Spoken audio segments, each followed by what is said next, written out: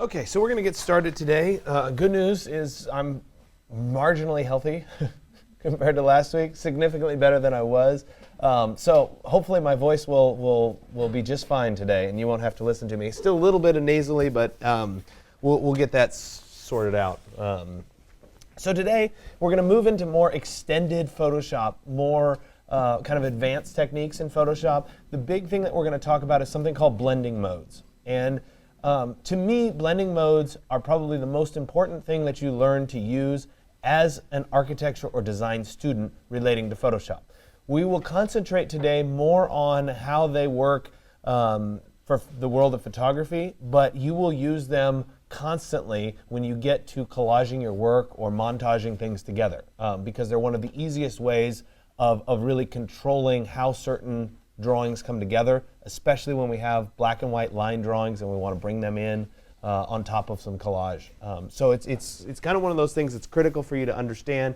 It takes a little bit of getting used to, and they're difficult to explain without doing live examples. So my slides today are on the shorter side. I think I only have 8 slides total. I saw a lot of you already pulling them up, but we're going to do a lot more in the live demonstration mode so that you can really see what these blending modes do. And it involves a certain amount of kind of trial and error as you go through to see what is really the right strategy. So in terms of an overview of what blending modes do in the first place, is it's very, very close to basically adjusting the opacity of one layer on top of another layer. The difference is that the blending modes control how the opacity happens or what happens to certain parts of the image. So it would be essentially in an analogous frame of reference. It would be, let's say I took a drawing and I covered it up with a white sheet of trace. Okay? If I were then to color in certain sections in black, right, you wouldn't be able to see the black sections anymore. Okay? But blending modes take it a step further in that maybe I have a layer of white trace and I have a layer of yellow trace, and the combination of the two is starting to do something different to the drawing below. So I have more flexibility in what really happens.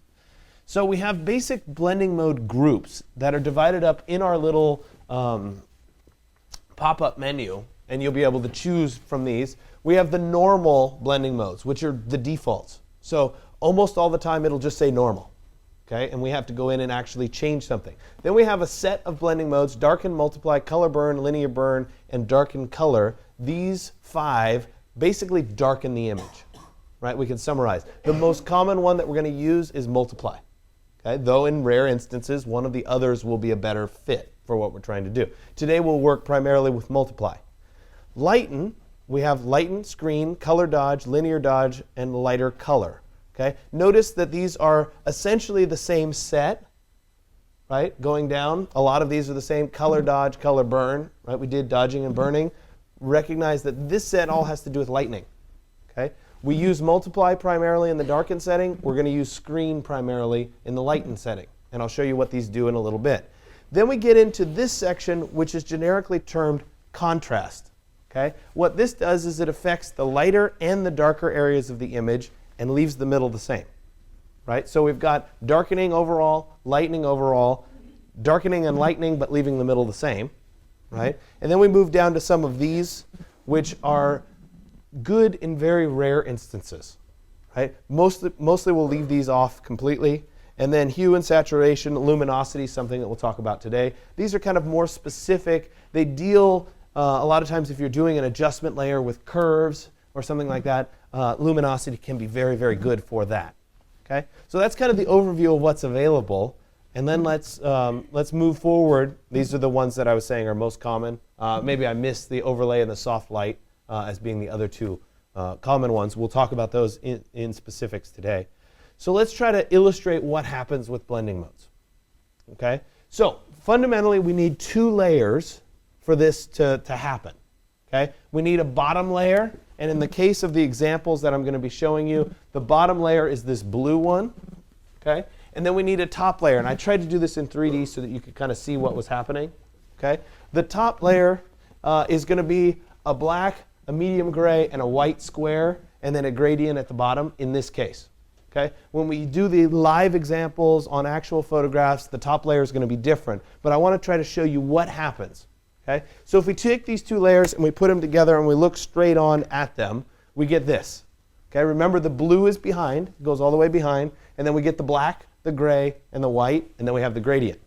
Okay, so this is our base drawing, no blending mode. This would be in the normal blending mode.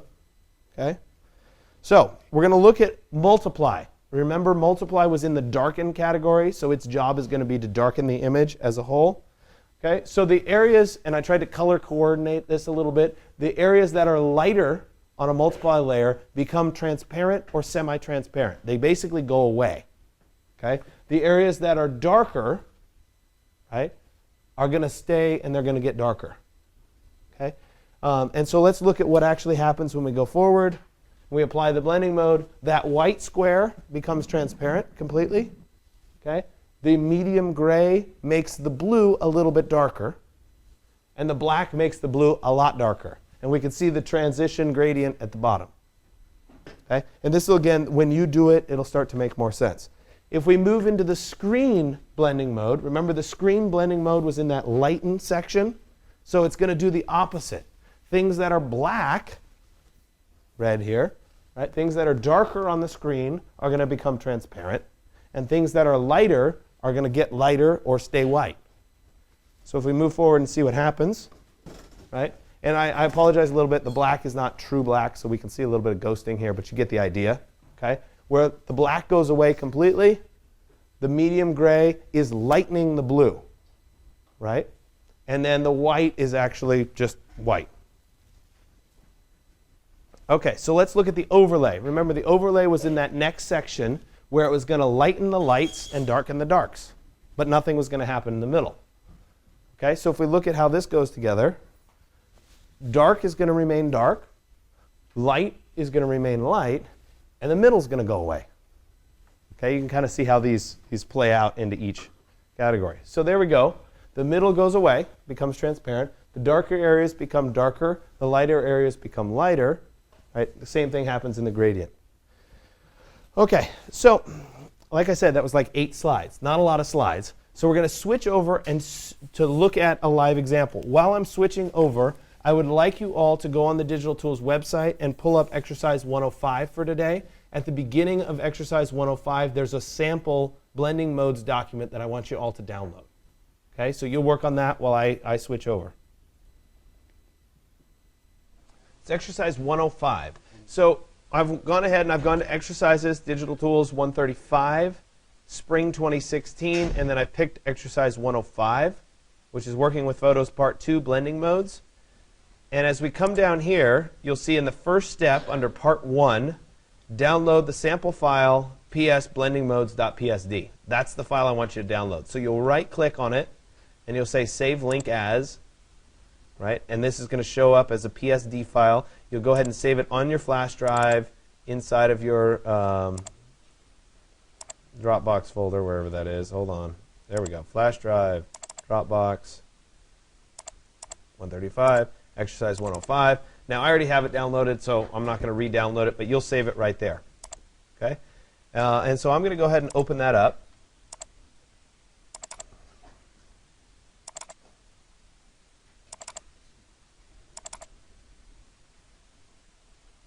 And there it is.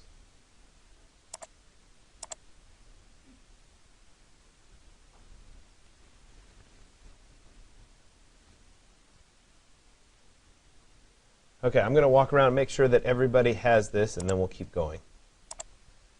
Okay, it seems like you guys have it, so we're going to continue along here. So I've gone ahead and I've opened up that sample file. And the reason that I established this sample file in the first place is so that we have a uniform thing to work with and to talk about what's happening in the blending modes. And then we'll go from there into a kind of a live demonstration of how we might elect to use these blending modes to enhance a photo. Okay? So right now, if we look at my layers, okay, I have a background layer, and I'm going to turn off layer 1 for a second. I have a background layer that's just blue. Right? Remember, this is the bottommost sheet of paper in a stack of papers. If I were to turn on layer 1, that's on top of it. And it's layer 1 that I'm actually going to apply various blending modes to. Okay? So I'm asking you to follow Photoshop 1.24 to walk. That basically walks you through exactly what I'm going to do right now. There is also a video that kind of walks through and explains, if I were to open this in a new tab. So if you need a little bit more practice understanding what these blending modes do, this video will walk through it for you. Okay, so we're going to go back here to Photoshop, and we're going to start working through the various blending modes. And so like I said, this has to do with the layer and how the layer is viewed. So I'm going to click on layer 1 such that it's kind of highlighted in that light blue color. Okay? And once that's highlighted, I'm going to come up here, and you can see there's a little drop down that says normal. Okay? This is controlling the blending mode for this particular layer. Okay? And remember, this drop down here looks exactly the same as that sample list that I showed you in the slides earlier, where we have the normals up above, then we have the stuff that darkens the image, the stuff that lightens the image, the stuff that does both darkening and lightening, okay? And then the others categories. Okay? So we're going to start first with doing multiply. Okay? And when I select multiply on this layer, we can see an instantaneous transformation where the white area becomes transparent. Right? The medium gray becomes a little bit darker, so the blue gets darker, and the black becomes a very, very dark blue. Okay? So this isn't a manifestation of this layer. What it's doing is this layer is controlling how the blue now looks. Okay? So it's kind of like an adjustment layer in that we're applying an effect on the bottommost layer. Okay? If I were to change from multiply to the next category down and use screen, okay, the opposite is going to happen. So the black area becomes transparent or has little effect on the blue. The medium gray has a lightening effect, and the white makes this almost white. Okay? If we move forward and we come down to overlay mode, right? Yeah, let's do overlay. We get a darkening of the dark section, a lightening of the light section, and the middle becomes relatively unchanged. Okay? So there will be times in these photographs where we want to use these different techniques depending on what needs to happen to a particular photograph. Okay? So let's look at this more from an architectural perspective. I'm going to turn off layer 1 altogether, and I'm going to start back at this kind of blue background, and I'm going to turn on layer 2. Okay? So this layer 2 is a line drawing JPEG that came out of SketchUp. Okay? We're going to all work in SketchUp a little bit later in this class. Okay? It's just a basic black and white JPEG image. Okay? If you've been in an architecture class before, right, you may have been asked to make a line drawing or color in various sections of a line drawing or something from SketchUp, right? And you may have gone in and tried to erase the background to make the lines show. Right? Maybe you needed to put this in your portfolio and you wanted to put some sky in the background or something. I could go in and I could erase out this background and make it transparent. But that takes way too much time. Okay? Instead, if I were to take this layer, layer 2, remember it has to be selected, and I were to use the first option, right, the multiply option, right, what's going to happen? Right? The white is going to become transparent. The black areas are going to become darker. So if I choose multiply, all of that transparency that I would have had to create or erase of the white, right, becomes just transparent, and I don't have to worry about it. So I didn't have to do a bunch of the work. I didn't have to erase the background. Right? I just changed the blending mode and allowed the lines to show through. Now if I went, instead of multiply, if I went to screen, right, the white part is going to stay, right, but the black part is going to become transparent. So lo and behold, instead of seeing, let me go back to normal, instead of seeing black lines, right, I'd be letting the blue of the background show through, but the white stays consistent. Right? So it's kind of making a blue line drawing. I wanted the lines to be blue instead of black. Okay? If I went to overlay mode, right, it's going to do a little bit of both. Right? It's going to make the overall image a little bit lighter blue, and it's going to make the lines themselves a little bit darker blue. Now this is probably not the end result we were after. So in this particular context, using a black and white line drawing, right, we're most likely going to use the multiply strategy, okay, or blending mode. followed by screening if we wanted to change the colors of the lines for some reason, though that's much less common. And then the least common would be using an overlay. Okay?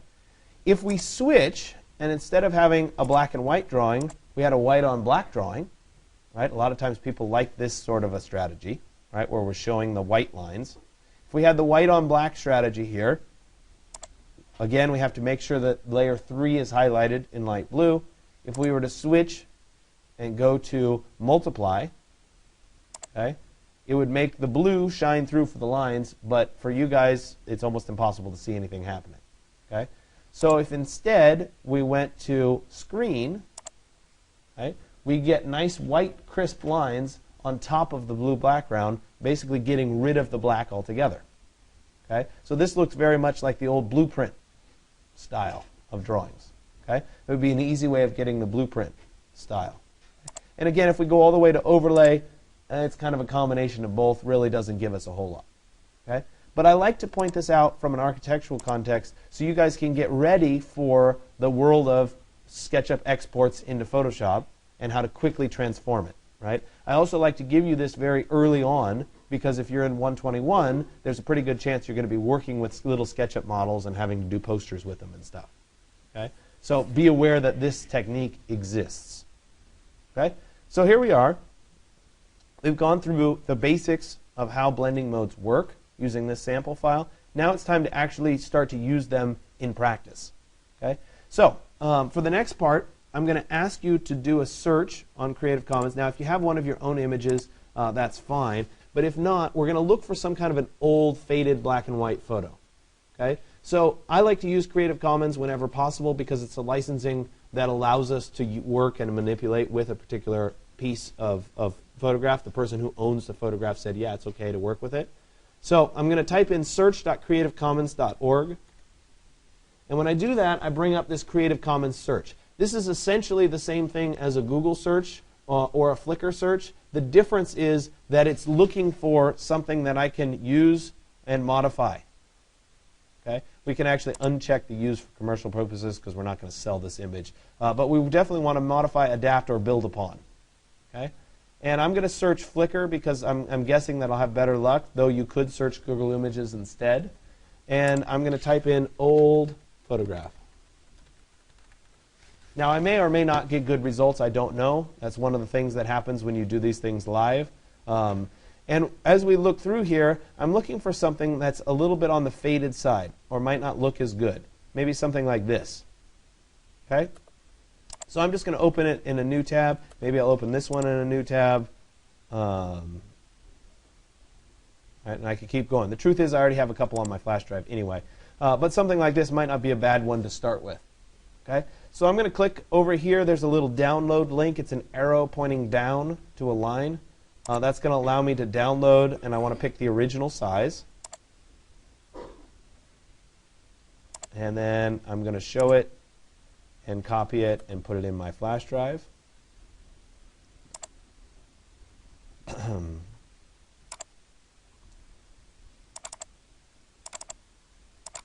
Oops, wrong class.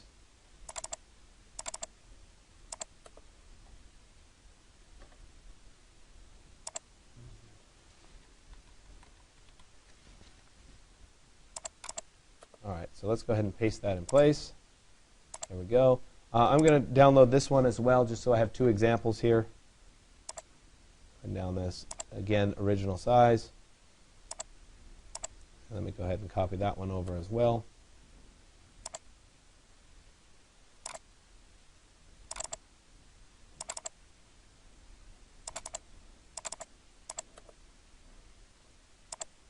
Okay, so I have them both on my flash drive. Let me jump over to Photoshop, the world of Photoshop, and I'm going to go to File and then Open, and I'm going to pick the first one.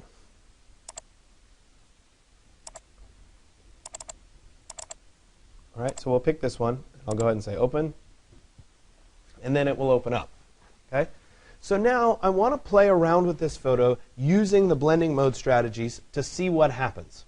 Okay? And this is something I'm going to ask you to do in your particular case as well. So first thing that I'll do is if we look over at the layer structure here, I have one layer and it's called background. It's in italics and there's a lock icon next to it. Okay? that means that I can't actually edit anything on this layer. So before I start, I need to duplicate the layer to give myself a layer that I can work on. Okay? So I'll right-click on the name of the layer, which is called background, and I'm going to say layer from background or duplicate layer. Okay? I'd like duplicate layer because I'm going to end up with two copies. I'm going to end up with a background copy and the layer background. If I said layer from background, it's going to unlock the layer and just let me work on the layer itself. But I'd rather have two copies to begin with. Okay? So I have background and I have background copy. Okay? As we talked about before, whenever I apply a blending mode to a particular layer, right, I need to work on the layer that's on top, and that's going to affect the layer that's below. So I'm going to make sure that background copy is actually selected or highlighted in light blue, and then I'll come up to the blending mode, and I'm going to work with, first, the multiply blending mode. So this should darken the shadows in this image. Okay? So I'm going to go ahead and click on multiply, and we'll see what happens. Okay? It really pulls out a lot more detail in the shadows, and I can turn on and I can turn off this layer. So there it is in kind of its faded form, and there it is. It's much richer because I've enhanced the shadows of this particular image. Okay? I'm going to go ahead and open the other one here just so that we can see it done twice. So here it is. Okay? Once again, I'm going to right-click on the background layer, and I'm going to say duplicate layer, which is going to give me a copy. And then I'm going to take the background copy, and I'm going to change the blending mode to multiply. And when I do that, the image gets much darker, and I see a lot more detail in the shadows of that image. So once again, if I were to turn it off, we see the original. When I turn it on, we get a lot more detail out of it. So it's a very simple adjustment, right? But by providing this layer blending mode on a duplicate of the same photograph, I've essentially darkened the shadows of the image quite a lot. Okay? Now, there comes a point in time where sometimes what I've done in the multiply is a little bit too strong. Next to where it says multiply, there's something called opacity, and it's at 100%. Okay? If I wanted to make this less dramatic, I can scroll down that opacity and get some value in between, right? 100%, right? And I guess in this case, I'm settling on 57%. And I get a little bit more darkening, but it's not over dark. Right, let me come back to that train example here. Same thing, right, where I can tone this down, and I can get less or more of that darkening. Right? Now, on my screen, actually making it all the way dark is pretty nice. On the projector, you lose a little bit too much detail right in here. But you guys will see it on your screen and what happens. Okay? So I have, in this first case, let me rename this layer. And I can do that by right-clicking on it. And actually, I don't have to right-click. I can double-click on it. And we'll call this multiply. And I'm doing this just for clarity. Right? In reality, it would be rare that I would call this multiply. But for you guys, I think it's useful to rename these. So I now have multiply, okay, and I've done this to both of these images. Okay, I need to ultimately post two, so I'm going to turn off the background, and we'll save the original. So I'll go to File, Save for Web. This is exactly like we did last class, right? I'm going to adjust whatever the larger, or excuse me, whatever the smaller value is to 600, because we don't need a high resolution. Should be JPEG high. I'll go ahead and save. And we'll make a folder called Output. And this is original, if I can type. I'll go ahead and click Save. And then I'll turn on the multiply layer. There it is. And I'll go to File, Save for Web. Same thing, smaller value at 600. Save. And this one is multiply. And I'll save. Okay, so I now have those. Okay. The next thing that I'm going to ask you, so that was part 2. We move on to part 3, and I'm going to repeat the same operations, except this time I'm going to use screen mode. Okay? And I'm going to ask you for each part to pick a different photo. Right? So in the case here, I use the multiply. So I'll move over to this layer, or this photo, and I'll use this one for screen to see what happens. So let's turn off multiply, and let's do another duplicate of the background. So I'll right-click on background, and I'll say duplicate layer. And we'll call this one screen. And so now I'm going to take the screen layer, and instead of choosing multiply as I did before, I'm going to choose screen. Okay? And so in this case, it really isn't doing a whole lot for the image. Right? It's not really helping it. Let me go pick a different image and try to show you where it might make a difference. I'm going to go to File, Open, and I'm going to pick one that I already have on my flash drive.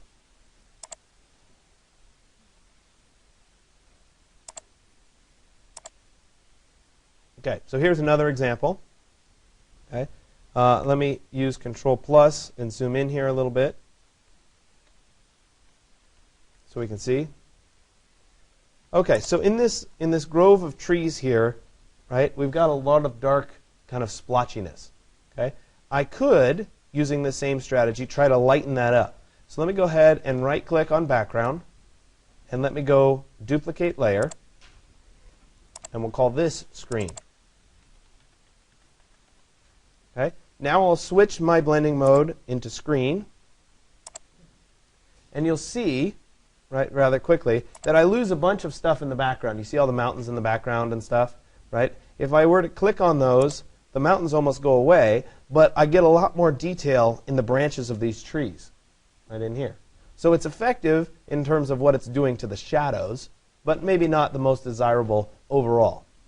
Okay, so let me go ahead and I'm going to save this. I'll go to File, Save for Web. This is a large image. I'm going to change that to 600, and I'll go ahead and click Save. All right, so this was the screen. I'll go ahead and click Save. I still need the original, so let me turn it off, and I'll go to File, Save for Web.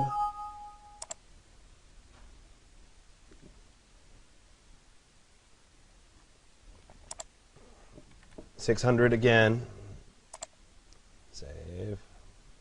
And we'll call this original. And I'll go ahead and click Save. Okay, so in that case, I was able to lighten up the image in these shadows. Okay, so we're going to move on, and we're going to do this again. Right? Let's see if I can pick another image. And we're going to do this time with the combination of the two, which would be the overlay part. Yes. All right. So here's another example. This is up in Lake Tahoe. And so I want to take another try at this. Okay. So if I were to duplicate the background, and I were to do a multiply, right? The image would look a lot better up here in the mountains and the clouds, correct? Okay. Likewise, if I were to take this image and duplicate it, and I were to do a screen, right, I get more detail down here in the trees. Right? And so we can see that on and off, right? A lot more detail down here in the trees. Okay? So in this world, it would be nice to have both apply. So I'm going to duplicate this one more time, right? And we'll rename this. This is going to be overlay. Now remember, overlay blending mode darkens the darks and lightens the lights. So it's the best of both. So in this case, we're going to come down here to overlay, right? And we're going to get a lightening of the darks and a darkening of the lights. Right? And so we'll have to adjust and see where the right happy medium is. Right? We may find that we need, oops, there we go. Sorry, I had this one still on. There it is. And so we can see here that there was the old version. Right? And by turning on overlay, we get a little bit more detail up in here, and we get a little bit more detail down in here. So we're getting the best of both worlds. Okay? And so it'll take a little bit of practice to see what is the best strategy for these images. But in this case, we're going to save it as overlay. So let me go to File, Save for Web.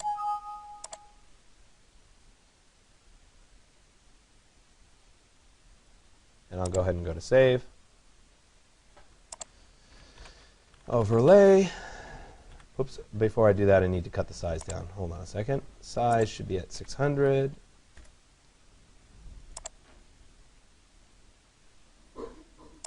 this is overlay, save. And I'll do one as the original. I'll go to File, Save for Web.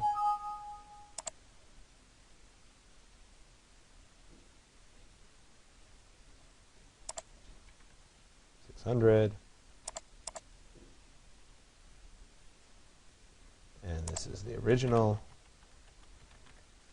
And I'll go ahead and click on Save.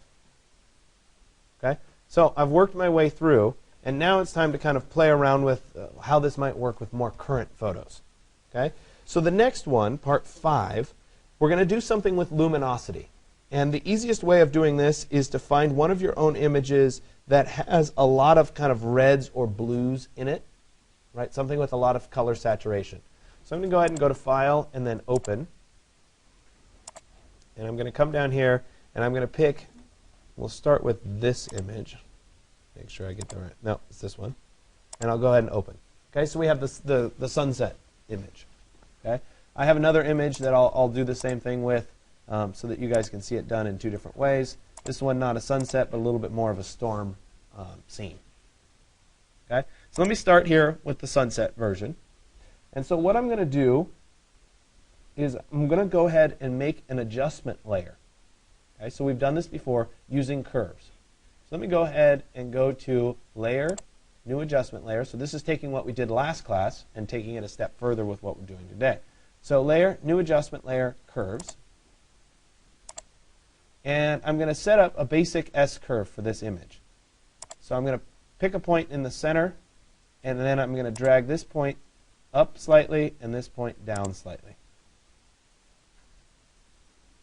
Okay? So I'm getting better contrast. I'm pushing the values of this scene a little bit more. But as a side effect of doing that, I'm kind of saturating the color. I'm giving it a little bit too much color.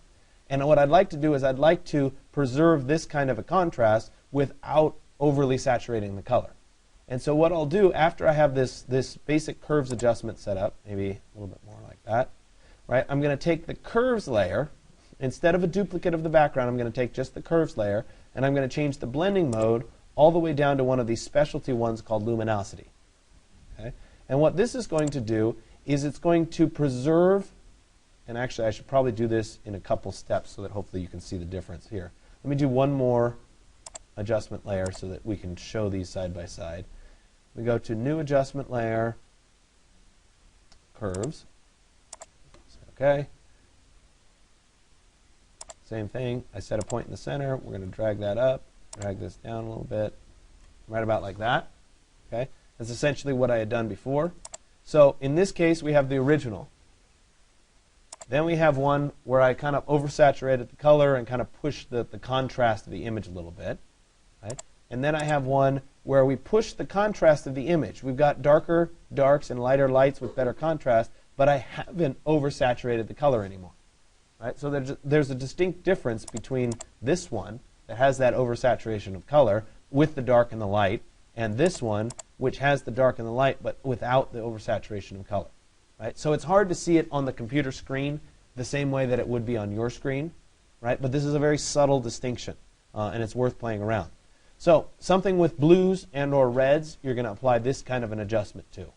Okay? I'll do it again here. This has a little bit of red in the rocks here, certainly some blues and some grays, and so we'll see what happens here as well. Let me go ahead and go to Layer, New Adjustment Layer, Curves. And again, same thing. I'm going to pin a point right here in the center, and then we'll drag this point up a bit and this point down again.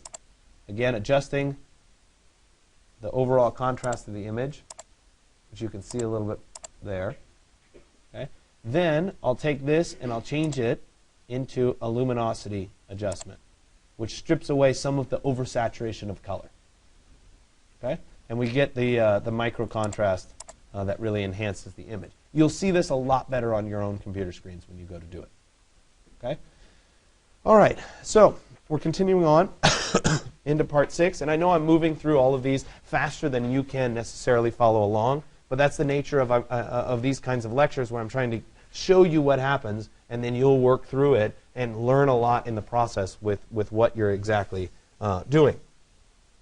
So the next one is going to be for a grunge background.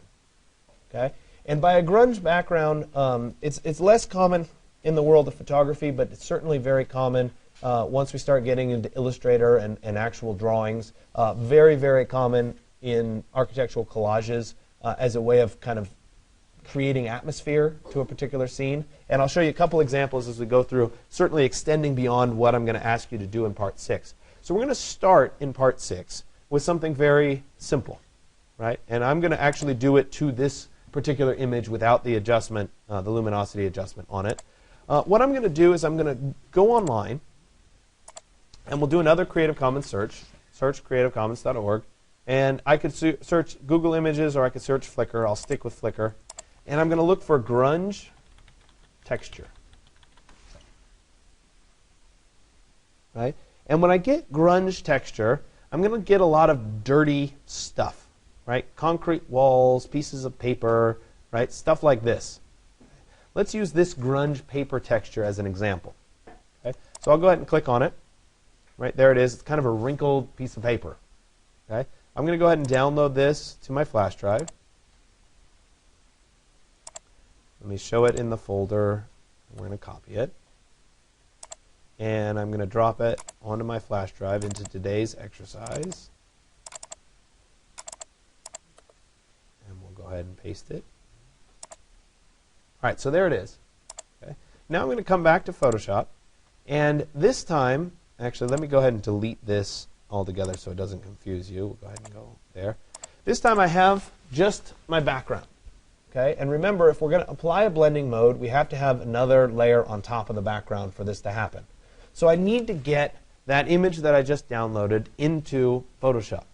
And so I'm going to do that by using File and then Place. Now I could open the image, select it, copy it, and paste it, or I can jump ahead and just use this File Place. You will use Place a lot in the world of InDesign. Okay? So it becomes rather standard once you work more in InDesign. But for right now, it's just File and then Place. And I'm going to go ahead and pick that texture that I downloaded. And we'll go ahead and click on Place, and it will show up. Okay? Now, the image that I brought in here is too small. Right? It's filling the center here. So I'm going to use these little handles on either corner, which you've probably done something similar to this in like Word or something before. And I'm going to click and drag the image to make it larger. Now, in this particular context, it doesn't matter the proportions of the image because it's just a wrinkled piece of paper. Right? If I wanted it to stay in proportion, I could hold down the Shift key while I do it, and as I drag, it will always stay in proportion to the original. But again, I don't really care so much in this context. So I'm going to drag it so that it's up at one corner here, and I'm going to drag this down to the other corner, like that. Okay? When I'm done, I'll click this little check mark to say, okay, I'm done. And so now I have the background and I have the paper texture. Now, notice that over here in the layers, there's a little tiny icon, right, next to my image. So background, there's no little icon. Here, there's that little kind of piece of paper looking thing. Okay? This means that it is a referenced file. Okay? So the original still exists on my flash drive, and I've just brought a reference of it into this drawing. Sometimes you'll run into problems where you won't actually be able to manipulate the image because it is a referenced file. Yeah? It doesn't have a lock icon on it. It doesn't have a lock icon next to it. It just has this little piece of paper icon. And if that presents a problem, okay, in this case it wouldn't present a problem. I can move right ahead. But I want to show you this early on so you get used to this. Right? It usually happens after a place. What this icon represents is a smart object. Right? And so to get it away from that, I can right-click on the layer. Sorry. I can right-click on the layer, and I can choose an option called Rasterize Layer. And when I choose Rasterize Layer, that little paper goes away. It basically takes the file and embeds it within the Photoshop file itself. Okay? I'm just showing you that because you may run into it as you go forward. Okay? So now I have the piece of paper and I have the background. Now I'm going to go through and I'm going to experiment with my options. So under my blending modes, let's first go to multiply. Okay? And so we could see that my photo now looks like it's printed on this piece of wrinkled paper. Okay?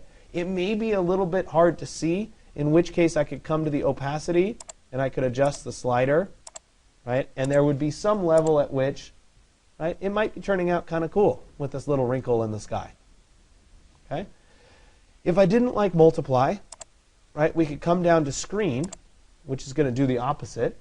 Right? Certainly easier for you guys to see on the projector, though on the actual screen it doesn't look quite as good. But we can see the wrinkles in the paper showing through the photograph. Okay? We could also come down and use overlay mode, right? And we get kind of the best of both worlds. Right? And this looks almost painterly because of that background texture. So we've taken something that was a photograph, right? And by applying the background texture, we've transformed it into something that's almost like a painterly quality. Okay? So this may or may not be a desirable effect for your particular photo, but I like to show you this because a lot of times when we're doing architectural collages or something, this can be very beneficial. Okay? So let's say that instead of adding a background texture that looked like this, for example, we wanted to add a background texture that made a particular scene look almost foggy. Okay? So I'm going to take this same scene, and I'm going to go, and again, this is beyond what you need to do. Right? Grunge texture is all you need to do, but I like to just show you some additional examples. All right, so let me go back to my Creative Commons search. And instead of looking for that, I'm going to look for fog. Right? And I'd like it to be fog without too much distraction in it. So one of the challenges is always finding the right image to begin with.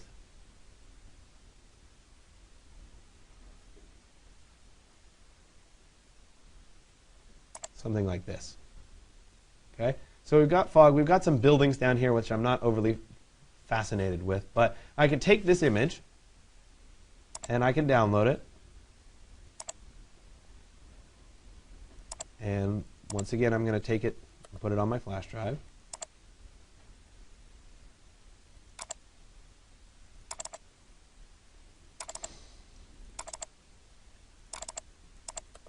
And let me go ahead and paste it in place. There it is. And now we'll jump back into Photoshop, and I'm going to place that one. So I'll go to File, Place, the image of fog. There it is. Let me go ahead and make this a little larger. Now I do care about the proportions of this image, so I'm going to hold down Shift as I do it. I'm also going to use Control minus to zoom out. And we'll make this a little bit bigger, something like that. Right? So I want to apply this as a blending mode over the top of my background texture. So now that I'm done, I'll click OK, and then I'll come up here into my blending modes. Now I have to play around with what the right option would be. Let's try multiply. Okay? Not much is happening. Let's try instead with something like screen. Okay? Now we're starting to get the fog effect. Okay? In reality, right, if we were zooming in on this a little bit more, press Control 0, right, the fog is certainly starting to help, but I'm seeing too much of the background in context. Let's try one of our other options. Let's try overlay. Yeah, not very good. Let's try soft light. Okay? Soft light is actually a pretty good one, though my concentration here is not strong enough. So if I were to duplicate this layer many, many more times, right, the more times that I do it, right, the more that this fog starts to affect, right, what's in the background and less in the foreground. So you can see how it's starting to mute out the background. Okay? Maybe we'll switch back and do screen mode instead. Right, too much. Right, somewhere in between these two. Let me come back to this one. Let me adjust this to something like that. Right? And so this may not look like a whole lot, but the idea is that I'm taking something from one scene and I'm putting it into another scene. Okay? We could take it a step further by adding something like clouds to a particular scene. So let's look here.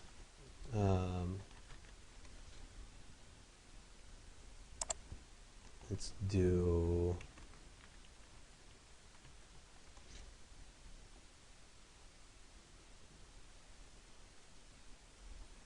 All right. Let me go ahead and look at this. So here's a sunset with a clear sky. No, it's way over processed, so never mind. I don't want that one.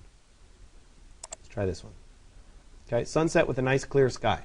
We'll go ahead and download this image.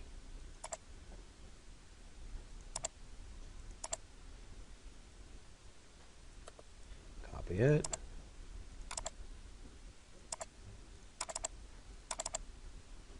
I just like to try to show you the ultimate place where you can go with something like this. So there's that. And let me go ahead and look up. Oh, that was not what I was looking for. Let me go back. And I want to look for clouds.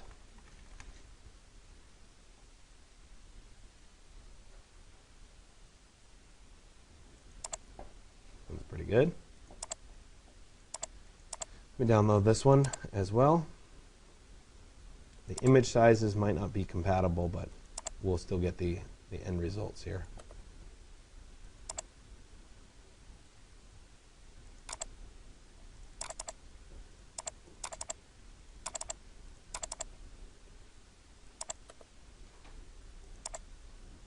All right. So let me go ahead and open that first one up. Go to File, Open. And I'll go ahead and open up the sunset. Again, there's the sunset. Nice sunset, but no clouds in the sky. And let me go ahead and go to File, Place, and I'm going to bring in these clouds. And I'm going to need to make them a little bit larger here. Something like that. Okay, so I'm going to take those, and actually I probably need to make these line up a little bit better, and maybe there. Okay, and then I'll go ahead and work with the blending modes here to start to combine these two together. Right? So let me go ahead and go straight to overlay mode, and we can see that I've now put clouds in the sky as part of this sunset. Okay? Now, you guys don't quite yet have the skill to be able to mask off the bottom of this. So you see how the clouds actually continue, and we see a little bit of the ground down here? Well, you guys can't really see it. Let me try to lighten this up so that you can see it here.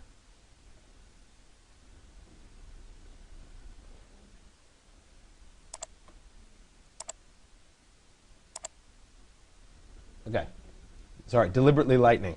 Okay, see how the one image, right, leaves this hillside kind of going along in there, which is less than desirable. You guys very soon will learn the skill of masking, which I will show you next class.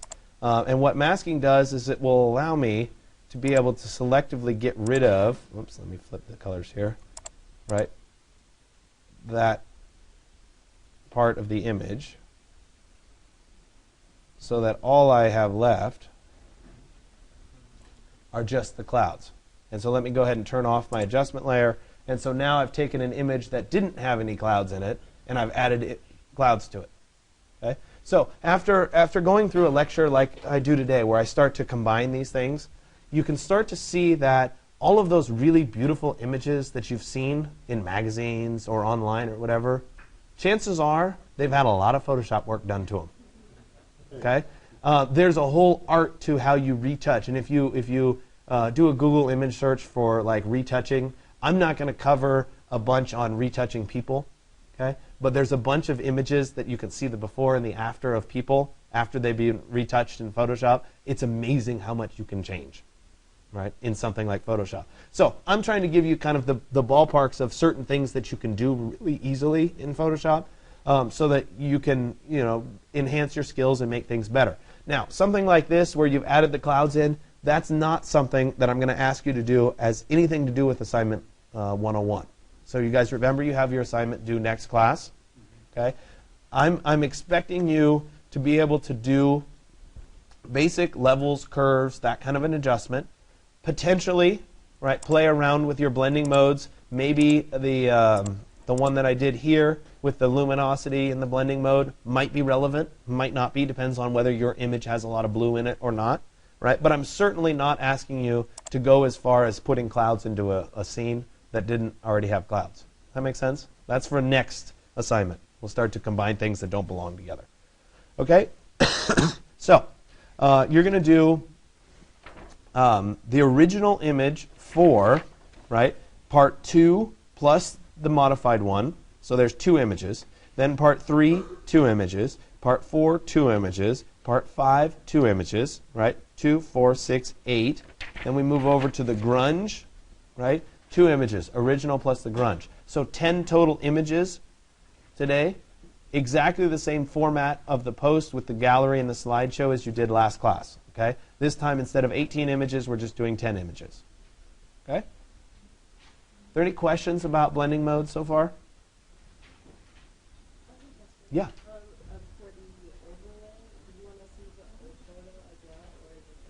If you want to do the overlay on a new photo, that's okay with me. The screen and the multiply tend to show the best results with older photos or faded photos. If you want to try to do it with one of your own photos, you're more than welcome to try it. The purpose today is not necessarily to enhance an old photo. The purpose today is to learn the technique. And so if you want to learn it more from doing your own photo, that's great. If you want to do it one of the old photos, that's okay too. Okay? Any other questions? Nope. Nothing for part 1.